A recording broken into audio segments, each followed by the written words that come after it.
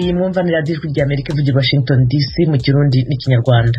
Muri uyu mwanya muri kumwe nanjye Eugenie Mukankusi, ndabasuhuje ikaze mwese makuru yacu ya mu gitondo. Ibiganiro birabimburwa n'amakuru avugwa hirya no hino ku isi mugezwaho na Aloyizi Bigirimana. Mwaramutse Eugenie, tuyahera mwavugwa muri Nigeria. Abantu bashika kuri 11 barimwo abanyororo barishwe, abandi banyororo barenga 250 baratoroka mu ibohero muri ico gihugu. Inyuma yaho abantu bitwaje ibigwanisho batera ibohero ryo mu ntara hagati muri ico gihugu mu mpera z'indwi irangiye. Abategetsi bajejwe amabohero babivuze ejo ku munsi wa mbere. Francis Nobore, umuvugizi w'abajejwe gucungera umutekano w'iryo bohero, yavuze ko abapfuye barimwo abanyororo 9, umwe muri abo bateye hamwe n'umwe mu bajejwe gucungera ibohero. Muri Libya, leta hamwe n'ishiramwe mpuzamakungu ONU bavuga ko bafise amakenga n'ubwoba bivanye n'ivyabaye ejo ku munsi wa mbere ku majambo y'iterabwoba yatumye ibikorwa vya sentare bihagarara n'igihe umuhungu wa Muammar Gaddafi yari karitwara inyuma y'ahakuriwe ku rutonde ko bazokwitoza mu matora y'umukuru w'igihugu. Aya matora yo ku itariki 24 z'ukwezi kwa12 azoba mu gihe Libya iriko irondera ingene yova mu bihe by'ubwicanyi imazemwo imyaka 10 kuva inteko za OTAN zifashirije gukura Gaddafi ku butegetsi no kumwica mu 2011. Ku munsi wa gatatu w'indwi iheze, komisiyo y'amatora muri Libya yatangaje ko kandidatire y'umuhungu wa Gaddafi, Saif al-Islam Gaddafi, itemewe. Saif al-Islam ari ku mutahe wa sentare mpuzamakungu mpanavyaha ku vyaha vyo mu ntambara imwagiriza. Abakandida batemerewe kwitoza bari bahawe amasaha 48 yo kwitura sentare.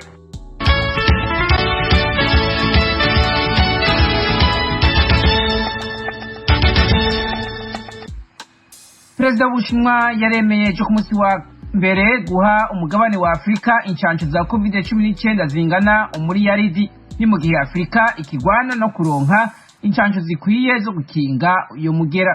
Mu ijambo yashikirije hakoreshejwe ubuhinga bwa video mu nama yahuje Ubushinwa na Afrika yabereye hafi y'umugwa mukuru wa Senegal, Dakar, Perezida Xi Jinping yavuze ko igihugu ciwe kigiriye ko gitanga ubwo nyene incanco imiliyoni 600.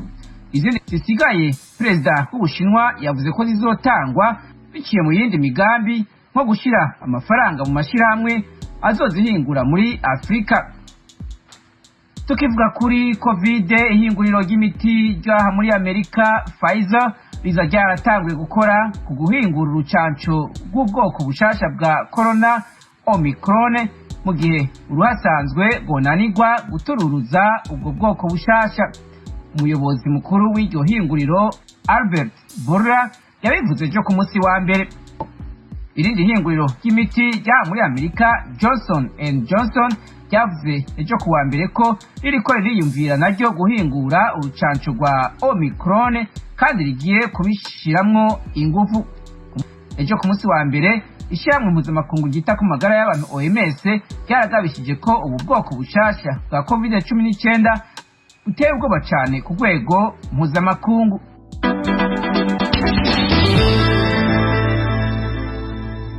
Muyavugwa mu makungu ibiganiro byo kunagura amasezerano ya nucleaire amakungu yakoranye na Iran mu 2015 byarasubiye gutangura ukuri kwamye ejo ku munsi wa mbere i Vienne muri Autrichia. Ni nyuma y'amezi 5 byarahagaze kandi bubaye bwa mbere bibaye kuva perezida mushasha wa Iran Ibrahim Raisi ashitse ku butegetsi. Nkuko byagenze mu nshuro 6 z'ibiganiro byabanjirije byatanguye mu kwezi kwa 4, Leta Zunze za Amerika iri muri ivyo iserukiwe n'ibihugu bya Buraya. Userukira Amerika muri ivyo biganiro Robert Malley yavuze ku munsi wa gatandatu ko mu gihe atamwumvikano woshikwa ko muri ibi biganiro bishasha Amerika izongereza ingufu mu kunaniza igihugu ca Iran.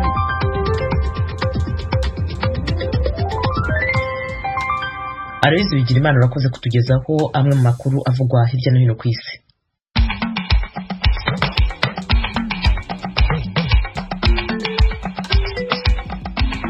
urukiko rw'ubucuruzi mu Rwanda rwari rutegetse umuryango wa nyakwigendera Assinapol Paul Rwigara kuzishyura miliyoni zisaga 349 y'umwenda ufitiye banki y'ubucuruzi ya Cogebanque.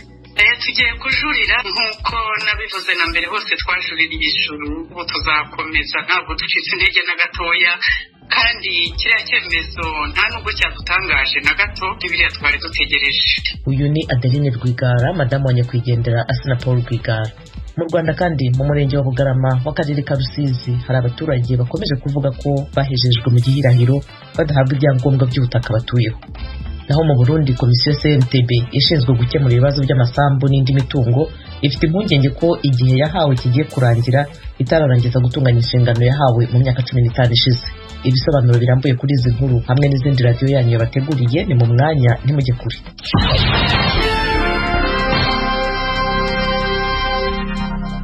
Mu karere k'ibiyaga bigari bya Afurika, urukiko rw'ubucuruzi mu Rwanda rwaraye rwanzuye ko umuryango wa nyakwigendera Assinapol Rwigara ugomba kwishyura miliyoni zisaga 349 y'umwenda utishyuye banki y'ubucuruzi ya Cogebanque.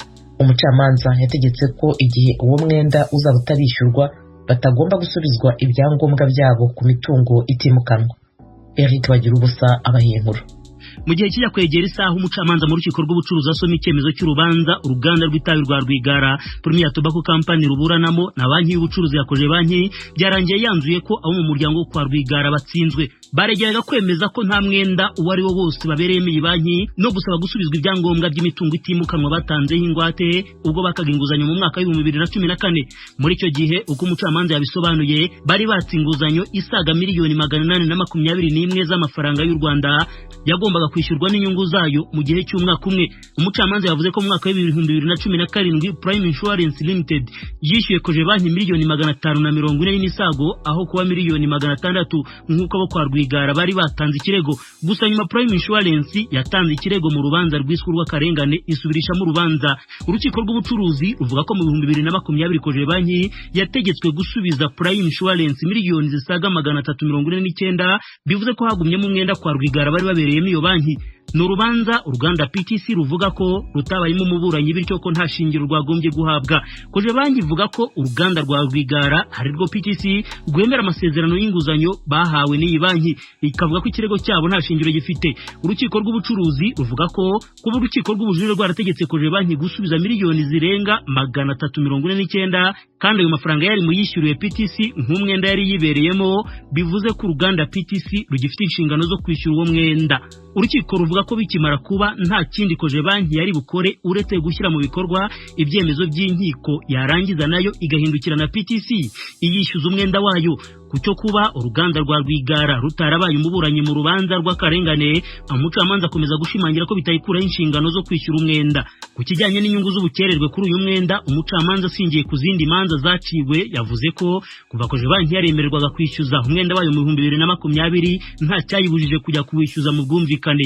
Yavuze ko ahubwo iyi banki mu minsi ishize aribwo yashatse gukoresha uburenganzira bwayo bwo kugurisha mu cyamunara imitungo yo kwa Rwigara yatanzweho ingwate. Yavuze ko ikijyanye n'ibihombo iyi banki yaba yarahuye nabyo igomba kubyirengeraho kwishyuza inyungu z'umurengera ku burangare bwayo. Umucamanza yahise ategeka ko abo kwa Rwigara bagomba kwishyura banki y'ubucuruzi ya Cogebanque umwenda wa miliyoni 349 n'ibihumbi 752 n'amafaranga 425.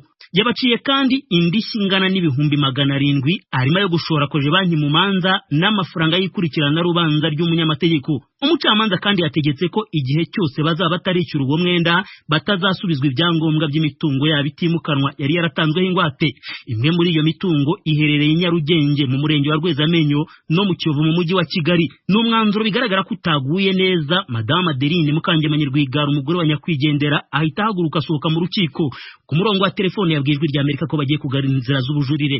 Tugiye kujurira ariko nk'uko nabivuze na mbere hose twajuririye ijuru, ariko n'ubu tuzakomeza ntabwo ducitse intege na gatoya, kandi kiriya cyemezo nta nubwo cyadutangaje na gato, ntabwo cyadutangaje n'ibiriya twari dutegereje.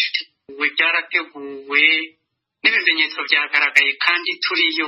Bivuze se ko igihe mu bujurire byakwanga byo ari amafaranga mwakwemera kuyishyura? Ntayo tuzishyura, bazakore ibyo bagambiriye, Imana nayo hari ibyo yagambiriye rwose, babyumve ntabyo bazabona, ntayo tuzabishyura, bazakore gahunda uko bazipanze.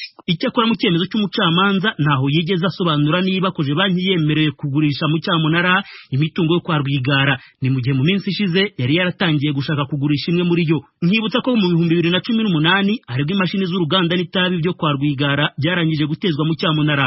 Icyo gihe ikigo cy'igihugu cy'imisoro n'amahoro cyavugaga ko hari imisoro yabarirwaga muri miliyari 6 z'amafaranga batishyuye.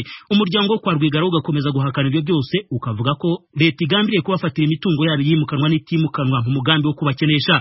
Bagira ubusa ijwi ry'Amerika i Kigali. Mu Burundi, komisiyo CNTB ishinzwe gukemura ibibazo by'amasambu n'indi mitungo isaba umukuru w'igihugu kuyongerera igihe igakomeza ibikorwa byayo nubwo abatuye ahaboneka ibibazo by'amasambu bifuza ko ihagarikwa. Inkuru irambuye na mugenzi wacu Pierre Claver Niyonkuru. Umugwi CNTB, Commission Nationale des Terres et Très Bien, ujero gutatura amatati y'amatongo n'andi matungo watangaje ko usigaranye akazi kenshi udashobora kurangiza mu kiringo gito usigaranye. Daniel Ngendakumana ajeje kumenyesha makuru muri uwo mugwi yabivugiye mu kiganiro yahaye abamenyesha makuru kuri uyu wa mbere mu ntara ya Rumonge, imwe mu ntara zirimo amatati menshi y'amatongo mu bumanuko bw'igihugu.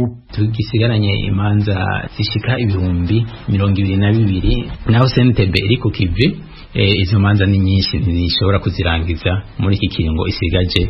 Rero niyo umugwi CNTB utazoheza ngo wongegwe ikiringo, ndabizi neza yuko hariho kindi gisata izo manza bazoziha zigaheza zigacibwa, abanyagihugu bagatunganirizwa ari mu masentare asanzwe, ari muri sentare kuki mu CNTB. Itegeko rigenga uwo mugwi ryerekana ko mu kwezi kwa gatatu umwaka uza w'2022 ikiringo ca kabiri ca CNTB catanguye mu mwaka w'2019 kizoba giheze.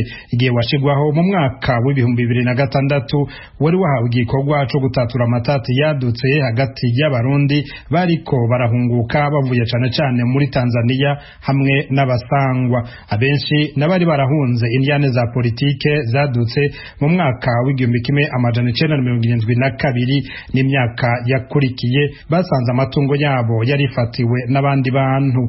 Uwo mugwi usigura ko mu matohoza wakoze wasanze bamwe mu basangwa bari bahawe ayo matongo n'amazu na leta z'ico gihe, abandi nabo bakayagura. Ico bikoze bamwe mu banyagihugu bo mu ntara ya Makamba ihana urubibe na Tanzania ikabamwo amatati menshi bemereye ijwi ry'Amerika ko bababajwe nuko uwo mugwi utashize mu ngiro icifuzo cabo co kubagaburiramo kubiri itongo rimwe rigasangirwa n'abasangwa hamwe n'abahungutse mu ntumbero yo kubana neza. Nakozewe nari insigaranye kandi twaragaburanye tukaringaniza, agomba kukagira agomba kukanyaka. Nanze nkaca mbona yuko atahantu na hamwe mfise kugenda, niyo ntumasobora kwihereza ibarabara nkavuga ati niburi nuko nopfuma mbona napfuye hako nza kugwa hehe, hako nguma nangara. Kuva ku muyobozi no kumugoma kuzana ngaha mu kazira abageni hose nza tuza twamaze kubibona yuko hagiye kuvyuka akajagari, kandi intambara y'amatongo ndabona ko igiye kuvyuka kuvana n'uwo mugwi nyene wavuga ngo hauza gushikiriza mara ugasanga twebwe ukamenga turanyazwe. Ntagire leta yo guhungura hama yongere hungisha abandi, ntanya gufa ntanya gukira nta mwana n'ikinono se barundi nagira ijambo avuze. Yamara uwo mugwi wemeza ko itongo ribwirizwa gusubizwa mweneryo. Mu bice byinshi by'igihugu abasangwa barasowe mu matongo baba bamazemwo imyaka irenga 200, abahungutse nabo bakayahabwa. Aho niyo bamwe mu banyepolitike nka Honorable Charles Nditije, umushinga amateka w'umugambwe Iprona, yabaye mu bambere biyamirije iyo ngendo kuva mu myaka 10 iheze. Kuri mikro y'ijwi ry'Amerika uwo ubu atavuga rumwe na leta avuga ko uwo mugwi CNTB udakwiye kongerwa ikiringo kiretse bahinduye itegeko riwugenga n'abawugize ntibatamika ibyo bakora. Ntacu wamariye abarundi kuko hakubatatura warabateranije igihe cyose yagomba kwegurira amatongo canke amatungo abahungutse abasangwa bakaburiramwo byose, ugasanga rero bizanye akaguma mu gihugu, hakuzana ituze mu gihugu, kamenga umusangwa ni nyakwangazwa. Umuvugizi wo mugwi wewe siko abibona. Daniel Ngendakumana amenyesha ko nyabuna uwo mugwi CNTB ahubwo washize imbere gusubiza ivyabo abari barabinyazwe, yamara akavuga ko intambamyi zitabuze. Iyo umuntu yitwariye umuntu hanyuma uwo yitwariye ntaze ntiduza ngo twumvirize urubanza, urumva nivyo ukunda ko twumviriza umuntu. Kigira kabiri n'abantu tuba twaraheje kumviriza abitwariwe ntibaheza ngo baze gutora ingingo. Kirazira yuko urubanza rushira mu ngiro bose bataratora ingingo kandi babigira nkana. Umugwi CNTB wiha amanota meza mu kiringo rumaze uri kurakora kuko kubw'abawurongoye mu myaka 15 iheze ushizweho wakiriye ibirego birenga ibihumbi 60, ibice birenga 70 vyayo matati akaba yaratatuwe. Ku rundi ruhande ariko abandi babona ko uwo mugwi waje gutunganiriza ubwoko bumwe bwiganjemo abahutu bari barahunze ari benshi muri izo ntoreka zahitiye mu Burundi. Pierre Claver Niyonkuru, Kigali, ku bw'Ijwi ry'Amerika. Dusubiye mu Rwanda, mu murenge wa Bugarama mu karere ka Rusizi hari abaturage bakomeje guhezwa mu gihirahiro cyo kudahabwa ibyangombwa by'ubutaka batuyeho. Abo bavuga ko inama zagiye zikorwa zigamije gukemura icyo kibazo kugeza ubu nta musaruro ziratanga, bikomeje kubadindiza mu iterambere. Umunyamakuru wacu Temistokere Mutijima yaganiriye nabo maze adutegurira inkuru. Ni ikibazo gihuriweho n'imiryango irenga ibihumbi 4 yo mu tugari twa Ryankana na Pera twombi two muri uyu murenge wa Bugarama. Gifite imizi mu mwaka wa 2009 ubwo hatangiraga ibikorwa byo kubarura no gutanga ibyangombwa by'ubutaka mu Rwanda. Abo bavuga ko ku ikubitiro bahawe nomero ziranga ubutaka bwabo, ariko byagera mu gutanga ibyangombwa bakibura. Mu gusaba ibisobanuro babwiwe ko ubutaka batuye hari ubwa Minisiteri y'Ubuhinzi n'Ubworozi Minagiri. Ni kenshi ibyemezo by'ubutaka bayiburiye igisubizo, kandi abaturage bicara babaza icyo kibazo. Ese kuki tutagira ibyemezo kandi ahandi babifite? Akabwira ko hano ari kwa Munagiri.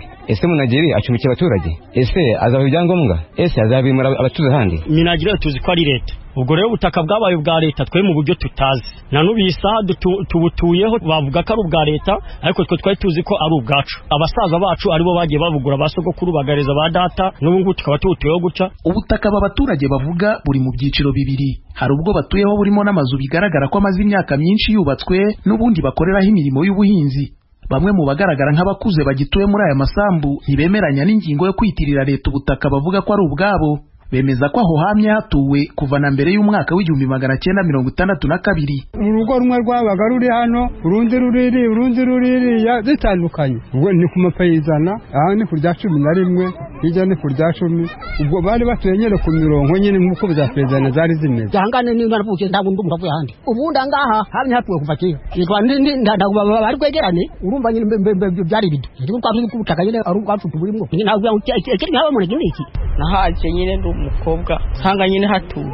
Hari hatuye abantu benshi barapfuye barashize bose n'abimukira bagiye baza badusanga. Nyine bavuga ngo ubutaka ngo n'ubwa leta, kandi nzi ko ubutaka ari ubw'abaturage babayeho kuva kera. Ni ikibazo cyahagurukije abategetsi mu nzego nkuru z'igihugu barimo na ba Minisitiri w'Ubuhinzi n'Ubworozi n'Ubutegetsi bw'igihugu, ndetse mu nkuru Ijwi ry'Amerika yagikozeho mu mpera za 2019. Bwana Shyaka Anastase wategekaga Minisiteri y'Ubutegetsi bw'igihugu icyo gihe yijeje aba baturage ko ikibazo cyabo kigiye kuganirwaho bagahabwa igisubizo bitarenze ibyumweru 2. Ikiza nuko bose babona bahamaze imyaka myinshi, niba ba muturage atuye ku butaka imyaka 30 cyangwa isaga, kuba ubwo butaka butunze n'abana be bifite icyo bivuze.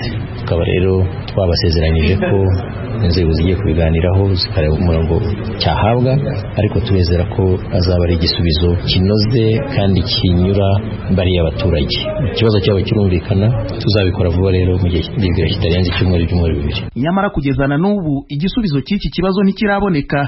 Ibyo abaturage bavuga ko bikomeza kubadiniza mu iterambere. Bakagenda bavuga ngo bazabyigaho tugategereza tugaheba. Ari ufite agapariseri ararushye, ari ufite akubita isuka ararushye, nta byangombwa te dufite. Iyi saha ubutaka tubutunze nyine nko gutizwa. Nta muntu wafata ibihumbi 200 ngo agenda biguze muri banki atange ingwate ku butaka ngo bikunde. Gufata amazi basaba kuzana icyangombwa cy'ubutaka, no gufata amashanyarazi bisaba kubanza kuzana icyangombwa cy'ubutaka. Udafite icyangombwa cy'ubutaka nta muntu uri kugira amazi cyangwa amashanyarazi. Uwo Munagiri rero icyo tumusaba ni uko yaduha uburenganzira ku butaka abanyarusizi dutuyeho, akaduha ibyemezo by'ubutaka nk'uko abandi babifite. Bwana Ntivuguruzwa Gervais uyobora umurenge wa Bugarama nawe avuga ko kutagira ibyangombwa by'ubutaka kuri aba baturage biteje ikibazo no mu rwego rw'imitegekere.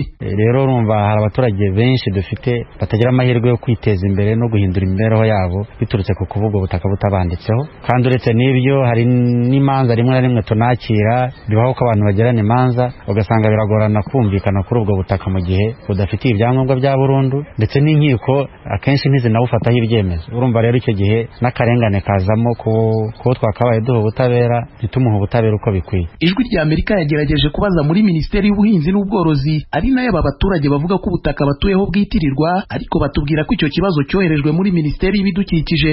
Bwana Baziru w'Imana ushinzwe itumanaho muri iyi Minisiteri y'Ibidukikije mu butumwa bwa email yatwandikiye yatubwiye ko iki kibazo Minisiteri kizi kandi irimo gukorana n'izindi nzego zacyakiriye mbere, aho hateganyijwe inama yo kukiganiraho muri iki cyumweru, abaturage bakazamenyeshwa icyavuye muri ibyo biganiro.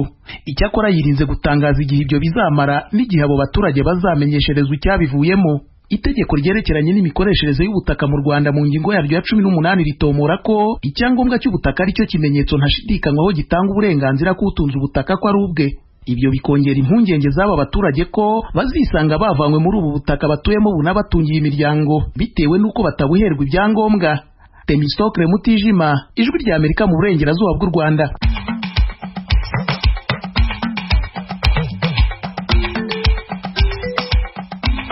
radiyo ijwi ry'Amerika ivugira Washington DC mu Kirundi no mu Kinyarwanda. Mu Burundi mutwumvira ku mirongo migufi short wave kuri metero 19 na metero 22. Mu Rwanda mutwumvira kuri FM 104.3 y'Ijwi ry'Amerika. Kuri internet ni kuri wa3.radio.voa.com. Mwadusanga no kuri Facebook na YouTube VOA Radio Yacu.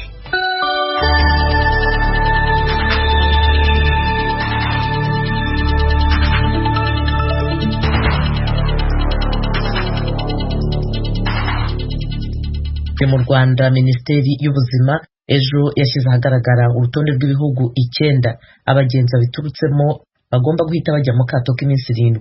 Ibihugu byagaragayemo ubwoko bushya bwa virusi yihinduranyije itera COVID-19 yiswe Omicron. Ingendo za Rwanda Air muri ibyo bihugu zarahagaritswe. Asumta Kaboyi akomeza inkuru. Ibyo bihugu ni Botswana, Eswatini, Lesotho, Malawi, Mozambique, Namibia, Afrika y'Epfo, Zambia na Zimbabwe. Ni icyemezo cyafashwe n'inama idasanzwe y'abaminisitiri yateranye kuri iki cyumweru isaba Minisiteri y'Ubuzima gusohora urutonde rw'ibyo bihugu. Muri iyi nama kandi ni naho hafatiwemo icyemezo cy'uko ingendo z'indege hagati y'u Rwanda n'ibi bihugu byo mu majyepfo ya Afrika zisubitswe, ndetse ko abagenzi baturutse mu bihugu byagaragayemo ubu bwoko bushya bwa COVID-19 cyangwa baherutse gukorera ingendo muri ibyo bihugu bahita bashyirwa mu kato k'iminsi 7 bakishyurira ikiguzi cya serivisi bahabwa. Umunyamabanga wa leta muri Minisiteri y'Ubuzima Dr. Mpunga Tarsisi asobanura ko batangiye gukurikirana bakoze ingendo muri ibyo bihugu mbere y'uko iki cyemezo gifatwa. Twadebayezenze abantu ko baba baretse ku travelinga kubera iyi virusi, cyane cyane Rwanda yakoraga ingendo muri bihugu birimo iyi virusi yazihagaritse kugira ngo tubanze turebe aho bigana. Hari baba baraje mbere y'uko iki cyemezo gifatwa, byo biragenda bite? Abantu bakwizera gute ko bo nta kibazo bateza? Abantu baje twe turofite liste yabo na contact zabo, no turakorana na timu zishinzwe surveillance kugira ngo tubakurikirane tunabapime turebe ko ari bazima n'abakwandura turebe ko twafasha nabo bahuye nabo tubafasha hakiri kare. Minisiteri y'Ubuzima natangaje ko abandi bagenzi binjira mu gihugu bazajya bajya mu kato k'umunsi umwe muri hoteli zabigenewe bakabanza gukorerwa ibipimo cya COVID-19 biyishyuriye. Iki cyemezo gifashwe nyuma y'aho abagenzi bari basigaye bagera ku kibuga cy'indege bagapima COVID-19 bamara guhabwa igisubizo bagahita bajya mu ngo zabo. Ku basanzwe bakora ingendo hanze y'igihugu, icyemezo cyo kongera gusubira mu kato mbere yo kujya mu ngo zabo cyongeye kubasharirira. Ni ibintu bitonda, ni ibintu bikora ku mutwe w'umuntu, ku bwonko bw'umuntu. Iyo uvuye mu ndege ku kibuga cy'indege ukajya muri bisi kujyana muri hoteli, mwifata nk'abakiri mu ndege, abakiri mu rugendo rutararangira kugeza igihe ibisubizo bibonekeye. Ni nk'urugendo rutararangira. Birakomeye ariko bikozwe buri wese yabyishyiramo akumva ko byafasha kugira ngo icyo kibazo kigabanyuke noneho turasubire mu buzima busanzwe. Kugeza ubu hari urutonde rwa hoteli zigera kuri 17 zatoranijwe abagenzi bajyamo mu gihe bagitegereje ibisubizo. Izo hoteli iyishyura menshi isaba $200 ku ijoro rimwe, ni ukuvuga asaga $200 mu mafaranga y'u Rwanda, ndetse $40 kuyishyura make bihwanye n'amafaranga $40 by'u Rwanda. Rwanda. Umugenzi wese unyuze ku kibuga cy'indege cya Kigali asabwa amadolari 50 yo kwipimisha COVID-19. Umuryango mpuzamahanga ushinzwe ubuzima OMS washyize Omicron ku rutonde rwa virusi ziteye inkeke. Minisiteri y'ubuzima igasaba abanyarwanda ko bakomeza kwirinda kuko iyi virusi ibyayo bitarasobanuka neza. Virusi ko yagiye yihinduranya uko zigenda zihindagurika, iminsi zigenda ziza zikaze gusumba izibanza. Duhereye nko kuri Delta murabizi aho yategereje. Ni virusi rero dufite izo mpungenge ntabwo zabura zirahari. Ariko kugeza ubu ngubu hari amakuru menshi ataramenyekana ahagije yo kumenya uburyo yandura, uburyo yica, bihangana n'ingingo. Nabyo tukurikirana umunsi ku wundi kugira ngo tujye tugeza ku Banyarwanda ko bihagaze. Ngira ngo izo mpungenge turazifite twese, ariko ntabwo byaduca intege, twakomeza ku gahunda dufite zo kwirinda no gukingira amatugama tukareba amakuru y'ahadazaza kugira. Iyi virusi yagaragaye bwa mbere muri Botswana, nyuma iza kuboneka mu bipimo byasuzumiwe muri Afurika y'Epfo, Hong Kong, Australia, Ububiligi, Ubutaliyani, Ubwongereza, Ubudage, Denmark na Israel. Ibihugu byinshi bikaba bimaze guhagarika ingendo mu bihugu bya Afurika y'Amajyepfo kubera ko bishoboka ko iyi virusi imaze gukwirakwira cyane ku rwego rutazwi. Minisiteri y'Ubuzima itangaza kandi ko guhera kuri wa kabiri abaturarwanda bafite imyaka 50 kuzamura bahawe doze 2 z'inkingo za COVID-19 bagiye gutangira guhabwa doze ya 3 mu rwego rwo kurushaho kubongerera ubwirinzi bw'umubiri. Assumpta Kaboyi, Ijwi ry'Amerika, i Kigali. Washington, Ijwi ry'Amerika.